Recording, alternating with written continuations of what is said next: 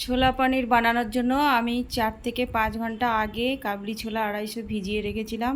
ধুয়ে প্রেসার কুকারে নিয়ে নিয়েছি। একটুখানি নুন আর বেকিং সোডা দিয়ে বসিয়ে দিলাম। 4 থেকে 5টা সিটি দেব। আর করব জিরা রাইস। তার জন্য চালটাকে আমি আগেই ভিজিয়ে রেখেছিলাম, ধুয়ে বসিয়ে দিলাম 1 বাটি মতো চাল। এই যে 5টা সিটি দেওয়া হয়ে গেছে। এবার একটা কড়াই বসিয়ে দিলাম। 4 টেবিল চামচ মতো সর্ষের তেল দিয়েছি। শুকনো লঙ্কা আর জিরে ফোড়ন দেব। দিয়ে দেবো মাঝারি সাইজের 2টো পেঁয়াজ কুচি দিয়ে ভেজে নেব। পেঁয়াজটা একটু ব্রাউন হলেই দিয়ে দেবো এর মধ্যে টমেটো আর আদার পেস্ট দিয়ে এটা ভালো করে ভেজে নেব। ভাতটা এতক্ষণে হয়ে গেছে, একটু দেখে নিতে হবে। ভাতটা নামিয়ে ফেলতে হবে এই সময়।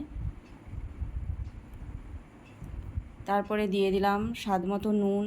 যেহেতু সেদ্ধের সময় একটু নুন দিয়েছিলাম, একটু সাবধানে নুনটা দিতে হবে। স্বাদ মতো চিনি আর বেসিক মশলা যা আছে তাই দিয়ে একটু ভাজা ভাজা করে নিতে হবে। এই যে প্রেসার কুকারের এটা খুলে একটু দেখে নিলাম, ছোলাটা ঠিক একদম নরম হবে।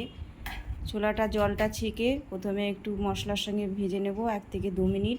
তারপরে ছোলা সেদ্ধের জলটা দিয়ে দেব এবং আরও 1 কাপ মতো জল গরম করে ওর মধ্যে দিয়ে নেড়ে চেড়ে নামিয়ে ফেললেই হয়ে গেল পনির ছোলা। এবার হবে জিরা রাইস। জিরা দিয়ে দিলাম আর 1 চামচ মতো ঘি দিয়ে, খুব বেশি সময় লাগে না, একটুখানি নুন, কাঁচা লঙ্কা, একটু ধনেপাতা দিয়ে 2 মিনিট নাড়াচাড়া করলেই রাইসটাকে জিরা রাইস রেডি হয়ে যায়। খুব তাড়াতাড়ি হয়ে যায়, আপনারা বানান। ধন্যবাদ।